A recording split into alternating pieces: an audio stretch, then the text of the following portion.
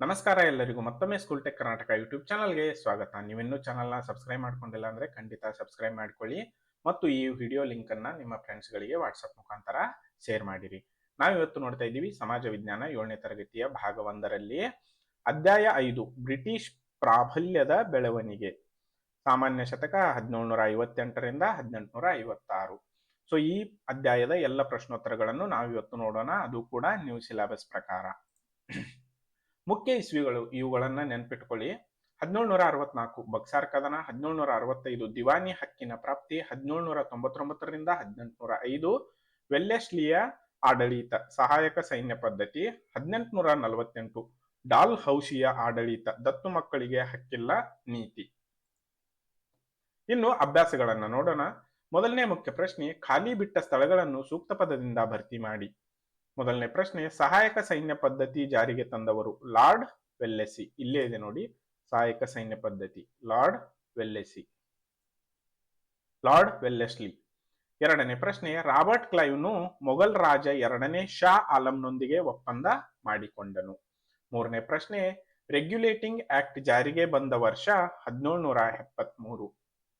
ಅದೇ ರೀತಿ ನಾಲ್ಕನೇ ಪ್ರಶ್ನೆ, ದತ್ತು ಮಕ್ಕಳಿಗೆ ಹಕ್ಕಿಲ್ಲ ಎಂಬ ನೀತಿ ಜಾರಿಗೆ ತಂದವನು ಲಾರ್ಡ್ ಡಾಲ್ ಹೌಸಿ. ಎರಡನೇ ಮುಖ್ಯ ಪ್ರಶ್ನೆ, ಒಂದು ಪದ ಅಥವಾ ವಾಕ್ಯದಲ್ಲಿ ಉತ್ತರಿಸಿ. 5 ಬಕ್ಸಾರ್ ಕದನ ಯಾರ ನಡುವೆ ನಡೆಯಿತು? ಉತ್ತರ, ಮೀರ್ ಕಾಸಿಂ ಔದನ್ ನವಾಬ್ ಮೊಘಲ್ ರಾಜರನ್ನೊಳಗೊಂಡ ಒಂದು ಸೈನಿಕ ಮೈತ್ರಿಕೂಟ ಮತ್ತು ಬ್ರಿಟಿಷರ ನಡುವೆ ಬಕ್ಸಾರ್ ಕದನ ನಡೆಯಿತು. ಅಂದ್ರೆ ಬಕ್ಸಾರ್ ಕದನ ಯಾರ ನಡುವೆ ನಡೆಯಿತಂದ್ರೆ ಮೀರ್ ಕಾಸಿಂ ಔದನ್ ನವಾಬ್ ಇವರಿಬ್ರು ಮೊಘಲ್ ರಾಜರನ್ನೊಳಗೊಂಡ, ಅಂದ್ರೆ ಇವರಿಬ್ರು ಮತ್ತು ಮೊಘಲ್ ರಾಜರನ್ನೊಳಗೊಂಡ ಅದೊಂದು ಟೀಮ್ ಆಗಿತ್ತು. ಬ್ರಿಟಿಷರು ಒಂದು ಕಡೆ ಇದ್ರು. ಸೊ ಈ ರೀತಿ ಬಕ್ಸಾರ್ ಕದನ ನಡೆಯಿತು. ಆರನೇ ಪ್ರಶ್ನೆ, ದಿವಾನಿ ಹಕ್ಕು ಎಂದರೇನು? ಉತ್ತರ, ಭೂ ಕಂದಾಯವನ್ನು ಸಂಗ್ರಹಿಸುವ ಹಕ್ಕನ್ನು ದಿವಾನಿ ಹಕ್ಕು ಎನ್ನುವರು. ಏಳನೇ ಪ್ರಶ್ನೆ, ರಣಜಿತ್ ಸಿಂಗ್ ಯಾರು? ಉತ್ತರ, ಸುಮಾರು 4 ದಶಕಗಳ ಕಾಲ ಪಂಜಾಬ್ ರಾಜ್ಯವನ್ನಾಳಿದ ರಣಜಿತ್ ಸಿಂಗ್ ಆಧುನಿಕ ಭಾರತದ ಓರ್ವ ಸ್ಮರಣೀಯ ಮಹಾರಾಜನಾಗಿದ್ದನು. ಇದು ರಣಜಿತ್ ಸಿಂಗ್. ಇನ್ನು ಮೂರನೆಯ ಮುಖ್ಯ ಪ್ರಶ್ನೆ, 2 ಅಥವಾ 3 ವಾಕ್ಯಗಳಲ್ಲಿ ಉತ್ತರಿಸಿ. 8 ದಿವಾನಿ ಹಕ್ಕನ್ನು ಇಂಗ್ಲಿಷರು ಹೇಗೆ ಪಡೆದರು? ಅದರ ಪರಿಣಾಮವೇನಾಯಿತು? ಉತ್ತರ, ಇಂಗ್ಲಿಷರು ಮೊಘಲ್ ರಾಜ 2ನೇ ಶಾ ಆಲಂನೊಡನೆ ಒಪ್ಪಂದವನ್ನು ಮಾಡಿಕೊಂಡರು. ಒಪ್ಪಂದದಂತೆ ಕಂಪನಿಯು ಪ್ರತಿ ವರ್ಷ 26 ಲಕ್ಷ ರೂಪಾಯಿಗಳನ್ನು ಮೊಘಲ್ ರಾಜನಿಗೆ ನೀಡಬೇಕೆಂದು ನಿರ್ಧರಿಸಲಾಯಿತು. ಇದಕ್ಕೆ ಪ್ರತಿಯಾಗಿ ಇಂಗ್ಲಿಷರು ಬಂಗಾಳ್, ಬಿಹಾರ್ ಮತ್ತು ಒರಿಸ್ಸಾ ಪ್ರಾಂತ್ಯಗಳ ದಿವಾನಿ ಹಕ್ಕನ್ನು ಪಡೆದರು. ಇದು ಹೇಗೆ ಪಡೆದರು ಆಯ್ತು ಅಂದ್ರೆ ಒರಿಸ್ಸಾ ಪ್ರಾಂತ್ಯದ ದಿವಾನಿ ಹಕ್ಕನ್ನು ಪಡೆದರು ಯಾರು? ಇಂಗ್ಲಿಷರು.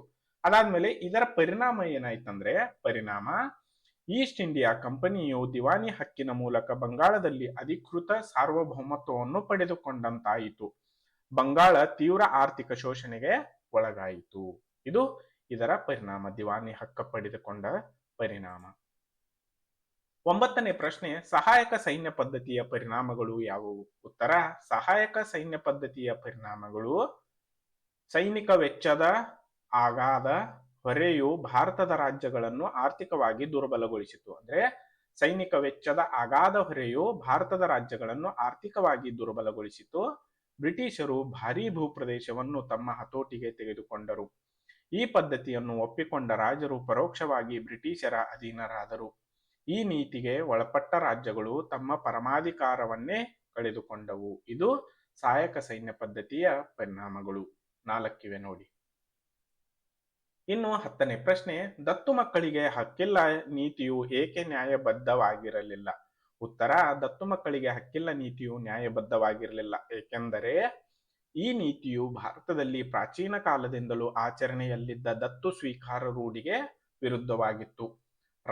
ಭಾರತದ ರಾಜನಿಗೆ ಮಕ್ಕಳಿಲ್ಲದಿದ್ದರೆ ದತ್ತುಪುತ್ರನಿಗೆ ಪಟ್ಟವೇರುವ ಹಕ್ಕಿಲ್ಲ ನೀತಿಯು ವಿಲಕ್ಷಣ ನೀತಿಯಾಗಿತ್ತು. ಇದರಂತೆ ಪುತ್ರ ಸಂತಾನವಿಲ್ಲದೆ ತೀರಿಕೊಂಡ ಅರಸರ ರಾಜ್ಯಗಳನ್ನು ಬ್ರಿಟಿಷರು ವಶಪಡಿಸಿಕೊಳ್ಳುವ ಕುಟಿಲ ನೀತಿ ಇದಾಗಿತ್ತು. ಅದೇ ರೀತಿ ಈ ಪಾಠದ ಪ್ರಶ್ನೋತ್ತರಗಳು ಇಲ್ಲಿಗೆ ಮುಗಿದಿರುತ್ತವೆ. ಈ ಚಾನೆಲ್ನ ಸಬ್ಸ್ಕ್ರೈಬ್ ಮಾಡಿಕೊಳ್ಳಿ ಮತ್ತು ಈ ವಿಡಿಯೋ ಲಿಂಕ್ ಅನ್ನ ನಿಮ್ಮ ಫ್ರೆಂಡ್ಸ್ಗಳಿಗೆ ಅಥವಾ ನಿಮ್ಮ ಯಾವುದಾದ್ರೂ ಸ್ಕೂಲ್ ಗ್ರೂಪ್ ಇದ್ರೆ ಅದರಲ್ಲಿ ವಾಟ್ಸಪ್ ಮುಖಾಂತರ ಲಿಂಕ್ ನ ಶೇರ್ ಮಾಡಿರಿ. ಸ್ಕೂಲ್ ಟೆಕ್ ಕರ್ನಾಟಕ ಯೂಟ್ಯೂಬ್ ಚಾನೆಲ್ನ ಸಬ್ಸ್ಕ್ರೈಬ್ ಮಾಡಿಕೊಳ್ಳುವುದನ್ನು ಮಾತ್ರ ಮರೆಯಬೇಡಿ. ವಿಡಿಯೋ ಇಷ್ಟವಾದಲ್ಲಿ ಲೈಕ್ ಮಾಡಿ, ಕಮೆಂಟ್ ಮಾಡಿ, ತಪ್ಪದೆ ಶೇರ್ ಮಾಡಿರಿ. ಈ ವಿಡಿಯೋ ವೀಕ್ಷಿಸಿದ್ದಕ್ಕಾಗಿ ಧನ್ಯವಾದಗಳು. ಸ್ಕೂಲ್ ಟೆಕ್ ಕರ್ನಾಟಕ ಯೂಟ್ಯೂಬ್ ಚಾನಲ್ನ ಸಬ್ಸ್ಕ್ರೈಬ್ ಮಾಡಿಕೊಳ್ಳಿ. Thanks for watching.